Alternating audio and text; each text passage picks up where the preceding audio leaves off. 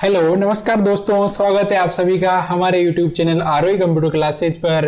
और एक बार फिर से मैं आप सभी के सामने लेकर हाजिर हूँ एक नई क्लास। तो ये जो आज की हमारी क्लास रहने वाली है, ये रहने वाली है आप सभी का जो RSAT का एग्जाम आने वाला है उससे संबंधित रहने वाली है। और ये जो आज की क्लास रहेगी इसमें मैं आप सभी को ऐसे 20 मोस्ट इंपोर्टेंट क्वेश्चन सोल्व करवाने वाला हूँ जो आपका आने वाला RSAT का एग्जाम है उसके लिए बेहद उपयोगी साबित होंगे आप सभी के लिए। तो शुरू करते हैं आज की क्लास। और आज की क्लास शुरू करने से पहले मैं आप सभी से आग्रह करना चाहूंगा कि जिन्होंने अभी तक हमारे यूट्यूब चैनल आरोही कंप्यूटर क्लासेस को सब्सक्राइब नहीं किया है, चैनल को सब्सक्राइब कर ले और बेल आइकन को दबाना न भूले। तो शुरू करते हैं आज की क्लास। तो देखो आज का पहला क्वेश्चन ये रहा। तो देखो पहला क्वेश्चन क्या है। पहला क्वेश्चन है, आप आधार को बैंक खाते से कैसे जोड़ सकते हैं, उपयुक्त विकल्प का चयन करें। मतलब आपको आधार कार्ड को बैंक खाते से कैसे जोड़ सकते हैं पूछा है। तो ए पर दे रखा नेट बैंकिंग का उपयोग करके, बी पर दे रखा आयकर विभाग में जाकर, सी पर दे रखा पासपोर्ट सेवाओं पर जाकर और डी पर दे रखा इनमें से कोई नहीं। तो देखो आप आधार को बैंक खाते से जोड़ने के लिए नेट बैंकिंग का उपयोग करके जोड़ सकते हो। तो जिसका सही आंसर है वो जाएगा ए ऑप्शन। Question number 2। तो देखो क्वेश्चन नंबर 2 क्या है, निम्नलिखित में से कौन सी सेवा ई मित्र के वेब पोर्टल के माध्यम से उपलब्ध नहीं है। यानी क्या पूछा है आपसे कि ई मित्र के वेब पोर्टल के माध्यम से कौन सी सेवा का लाभ नहीं ले सकते आप, उपयुक्त विकल्प का चयन करें। तो ए पर दे रखा है बिजली या पानी बिल भुगतान, सी पर दे रखा है बी पर दे रखा है बोनेफाइड अधिवास प्रमाण पत्र आवेदन करना, सी पर दे रखा है रोजगार विभाग में पंजीकरण और डी पर दे रखा है आप ई मित्र का उपयोग करके सभी सेवाओं का लाभ उठा सकते हैं। तो देखो इसका सही आंसर होगा डी, सही आंसर हो जाएगा। देखो क्योंकि आप ये बिजली पानी बिल भुगतान भी कर सकते हो, अधिवास प्रमाण पत्र के लिए आवेदन भी कर सकते हो, रोजगार विभाग में पंजीकरण भी कर सकते हो। तो इसका सही आंसर है वो होगा डी ऑप्शन। आप सभी सेवाओं का लाभ ले सकते हो। अगला क्वेश्चन, क्वेश्चन नंबर 3 देखो क्या है, ईपीडीएस में पीडीएस का पूरा नाम क्या है। ईपीडीएस में पीडीएस का पूरा नाम पूछा है आपसे।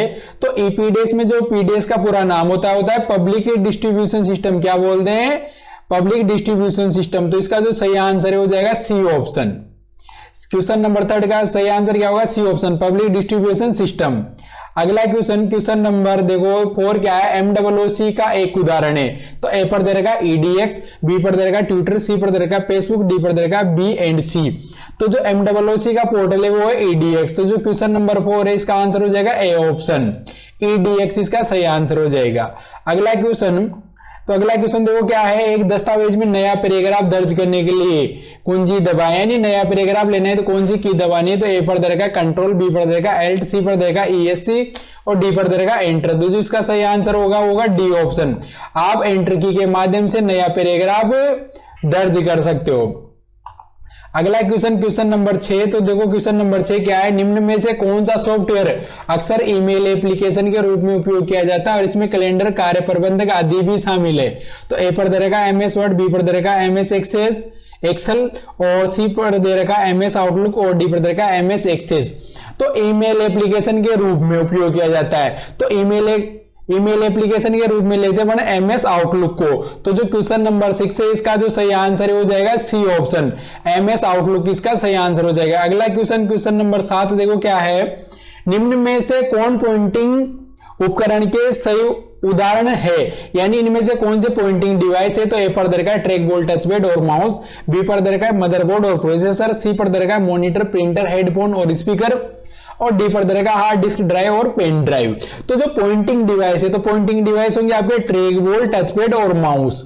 इसे अपन कर्सर को कंट्रोल करते हैं। तो क्वेश्चन नंबर 7 का आंसर हो जाएगा ए ऑप्शन। अगला क्वेश्चन, क्वेश्चन नंबर 8 देखो क्वेश्चन नंबर 8 क्या है, निम्न में से कौन सा आपके कंप्यूटर सिस्टम के लिए दुर्भावनापूर्ण है। यानी जो आपके कंप्यूटर सिस्टम में नहीं होना चाहिए। तो ए पर दे रखा है वायरस, बी पर दे रखा है एंटीवायरस, सी पर दे रखा है फायरवॉल और डी पर दे रखा है अपडेट और सिक्योरिटी। तो दुर्भावनापूर्ण क्या है, वायरस। वायरस नहीं होना चाहिए क्योंकि वायरस से आपका कंप्यूटर स्लो वर्क करता है। तो ये इसका सही आंसर हो जाएगा क्वेश्चन नंबर 8 का ए ऑप्शन, वायरस। अगला क्वेश्चन, क्वेश्चन नंबर 9 देखो क्या है, जीमेल में कंपोज पर क्लिक करके ए आप प्राप्त ईमेल देख सकते हैं, बी पर दे रखा है आप एक ईमेल संदेश लिख सकते हैं, सी पर दे रखा है आप दुर्भावनापूर्ण ईमेल देख सकते हैं और डी पर दे रखा है आप भेजे गए ईमेल देख सकते हैं। तो जो कंपोज होता है, तो कंपोज क्या काम आता है, कंपोज के माध्यम से आप एक ईमेल संदेश लिख सकते हैं। यानी किसी को ईमेल भेजना है तो किसका प्रयोग करोगे आप, कंपोज का। तो ये कंपोज, इसका सही कंपोज का जो है वो क्या काम आता है, ईमेल संदेश लिखने के लिए। अगला क्वेश्चन नंबर 10 देखो क्या है, डॉट मैट्रिक्स, इंकजेट और लेजर के उदाहरण है। ए पर दे रखा है प्रिंटर, बी पर दे रखा है मॉनिटर, सी पर दे रखा है सॉफ्टवेयर और डी पर दे रखा है कीबोर्ड। तो देखो जो इसका सही आंसर है वो हो जाएगा प्रिंटर, क्योंकि डॉट मैट्रिक्स, इंकजेट और लेजर क्या है, आपके प्रिंटर के प्रकार है। तो क्वेश्चन नंबर 10 का ऑप्शन ए सही हो जाएगा, प्रिंटर। अगला क्वेश्चन नंबर 11 देखो क्या है, क्रेडिट कार्ड के माध्यम से भुगतान लेन देन के लिए क्या जानकारी आवश्यक है। मतलब क्रेडिट कार्ड से अगर आप भुगतान करते हो तो कौन सी जानकारी आवश्यक है। तो ए पर दे रखा है 16 अंकों का क्रेडिट कार्ड नंबर, बी पर दे रखा है समाप्ति तिथि और सीवीवी नंबर, सी पर दे रखा है ओटीपी और डी पर दे रखा है उपरोक्त सभी। तो देखो ए ऑप्शन पर 16 अंकों का क्रेडिट कार्ड नंबर, ये भी जरूरी है। बी पर दे रखा है समाप्ति तिथि और सीवीवी नंबर, ये भी जरूरी है। सी पर दे रखा है ओटीपी, तो ओटीपी भी जरूरी है। और डी ऑप्शन है उपरोक्त सभी, यानी ये तीनों सही है। तो इसका जो सही आंसर हो जाएगा डी ऑप्शन, उपरोक्त सभी।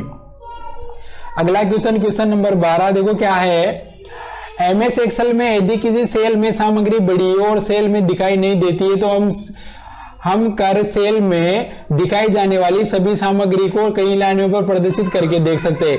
यानी एक्सेल में अगर आपने एक सेल में कुछ लिखा हुआ है और वो पूरा नहीं दिख रहा है तो उसे पूरा देखने के लिए कौन सा ऑप्शन प्रयोग में लेना है। तो ए पर दे रखा है मर्ज सेल, बी पर दे रखा है इंसर्ट सेल, सी पर दे रखा है fit sale on one page और डी पर दे रखा है रेप टेक्स्ट। तो जो इसका सही आंसर हो जाएगा D, rape text. Rape text की मदद से आप रो की हाइट बढ़ाकर जो भी लिख रखा है आपने उसमें उसे आप पूरी एक सेल में देख सकते हो रेप टेक्स्ट की मदद से। अगला क्वेश्चन नंबर 13 देखो क्या है, एमएस एक्सेल 2010 में एक गोलाकार आकार का चार्ट है जिसे संख्यात्मक अनुपात का वर्णन करने के लिए स्लाइस में विभाजित किया जाता है। तो ए पर दे रखा है कॉलम चार्ट, बी पर दे रखा है बार चार्ट, सी पर दे रखा है लाइन चार्ट और डी पर दे रखा है पाई चार्ट। तो देखो गोलाकार यानी ऐसा गोलाकार चार्ट जिसे संख्यात्मक अनुपात का वर्णन करने के लिए स्लाइस में विभाजित किया जाता है, यानी ऐसे ही वो डिवाइड होता है यूं। तो इसे कौन सा चार्ट बोलते हैं। तो इसे जो बोला जाता है वो बोला जाता है पाई चार्ट। कौन सा चार्ट बोला जाता है, पाई चार्ट। जो क्वेश्चन नंबर 13 है इसका सही आंसर क्या हो जाएगा, डी ऑप्शन, पाई चार्ट इसका सही आंसर हो जाएगा। अगला क्वेश्चन नंबर 14 देखो क्या है, बेदी जी है वाईफाई का पूर्ण रूप क्या है। वाईफाई की फुल फॉर्म पूछिए तो ए पर दे रखा है वायरलेस फिडेलिटी, बी पर दे रखा है वायरलेस स्पेक्ट्री, सी पर दे रखा है वायर फायर और डी पर दे रखा है वायरलेस वर्क फाइन। तो वाईफाई को क्या बोलते हैं, तो वाईफाई को बोलते हैं वायरलेस फिडेलिटी। क्या बोलते हैं, वायरलेस फिडेलिटी। तो क्वेश्चन नंबर 14 का आंसर हो जाएगा ए ऑप्शन, वायरलेस फिडेलिटी बोला जाता है इसे। अगला क्वेश्चन नंबर 15 देखो क्या है, निम्नलिखित में से कौन सा शब्द एमएस वर्ड से संबंधित नहीं है। निम्नलिखित में से कौन सा शब्द एमएस वर्ड से संबंधित नहीं है। तो ए पर दे रखा है क्लिप आर्ट, बी पर दे रखा है हेडर और फुटर, सी पर दे रखा है प्रेजेंटेशन, डी पर दे रखा है बुकमार्क और हाइपरलिंक। तो एमएस वर्ड से संबंधित नहीं है। तो देखो कौन सा संबंधित नहीं है, प्रेजेंटेशन। प्रेजेंटेशन किससे संबंधित है, पावर पॉइंट से। तो जो क्वेश्चन नंबर 15 इसका सही आंसर हो जाएगा सी ऑप्शन। अगला क्वेश्चन नंबर 16 देखो क्या है, निम्नलिखित में से कौन एक सर्च इंजन का एक उदाहरण है। यानी सर्च इंजन का उदाहरण कौन सा है। तो ए पर दे रखा है गूगल, बी पर दे रखा है फायरफॉक्स, सी पर दे रखा है फायरवॉल और डी पर दे रखा है एंटीवायरस। तो इनमें से जो सर्च इंजन है वो है गूगल। कौन सा है सर्च इंजन, गूगल है। तो क्वेश्चन नंबर 16 का आंसर हो जाएगा ए ऑप्शन, गूगल। अगला क्वेश्चन नंबर 17 देखो क्या है, विंडोज 10 डेस्कटॉप पर निम्नलिखित में से कौन सा नहीं देखा जा सकता है। यानी डेस्कटॉप पर क्या नहीं देख सकते। तो ए पर दे रखा है प्रारंभ बटन, बी पर दे रखा है टास्क बार, सी पर दे रखा है आइकन और डी पर दे रखा है टच पैड। तो आप टच पैड को नहीं दे सकते। टच पैड तो देखो नीचे होता है, हार्डवेयर में आ जाता है एक तरीके से, मान लो पॉइंटिंग डिवाइस है तो ये नहीं दिखाई देता है देखो डेस्कटॉप पर। तो जो क्वेश्चन नंबर 17 है इसका आंसर हो जाएगा D option, touch pad. Touch pad को आप डेस्कटॉप पर नहीं देख सकते। अगला क्वेश्चन नंबर 18 देखो क्या है, इंटरनेट की गति को मापने के लिए इकाई के लिए सही विकल्प चुने। इंटरनेट की गति कौन सी इकाई में मापी जाती है। तो ए पर दे रखा है बीपीएस, बी पर दे रखा है केबीपीएस, सी पर दे रखा है जीबीपीएस, डी पर दे रखा है उपरोक्त सभी। तो देखो इंटरनेट की गति को आप बीपीएस में भी नाप सकते हो, केबीपीएस में भी नाप सकते हो और जीपीएस में भी जीबीपीएस में भी नाप सकते हो। तो इसका जो सही आंसर है वो होगा डी ऑप्शन, उपरोक्त सभी इसका सही आंसर हो जाएगा। अगला क्वेश्चन नंबर 19 देखो क्या है, एमएस एक्सेल 2010 के साथ बनाई गई फाइल का डिफॉल्ट नाम है। यानी एमएस वर्ड 2010 में अगर आपने कोई फाइल बनाई है तो उसका डिफॉल्ट नाम क्या है, तो ए पर दे रखा है वर्कबुक 1, बी पर दे रखा है वर्कशीट 1, सी पर दे रखा है डॉक्यूमेंट 1 और डी पर दे रखा है बुक 1।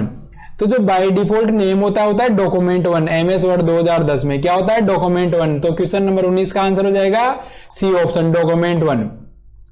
अगला and last question, question number 20 देखो क्या है, निम्नलिखित में से कौन साइबर थ्रेट के प्रकार नहीं है, यानी कौन सा साइबर थ्रेट है ये पूछा है आपसे।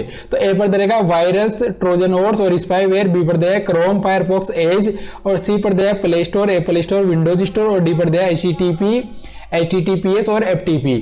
तो इनमें से साइबर थ्रेट कौन से है, तो वायरस, ट्रोजन हॉर्स और स्पाईवेयर, ये आपके इसके क्या नाम से ट्रोजन हॉर्स के साइबर थ्रेट के प्रकार है, वायरस, ट्रोजन हॉर्स और स्पाईवेयर। तो क्वेश्चन नंबर 20 का आंसर हो जाएगा ए ऑप्शन इसका सही आंसर हो जाएगा। तो ये देखो मैंने आप सभी को आज ऐसे 20 मोस्ट इंपोर्टेंट क्वेश्चन सोल्व करवाए हैं जो आप सभी को आने वाला एग्जाम है RSCET का, उसके लिए बेहद इंपॉर्टेंट क्वेश्चन है। तो ऐसी क्लासेस के लिए आप हमारे यूट्यूब चैनल पर बने रहे और डेली शाम को 7 बजे लाइव क्लास भी मिल जाएगी आपको। तो बने रहे हमारे यूट्यूब चैनल पर। इस वीडियो को शेयर करें, लाइक करें और कमेंट करना न भूलें। Thank you.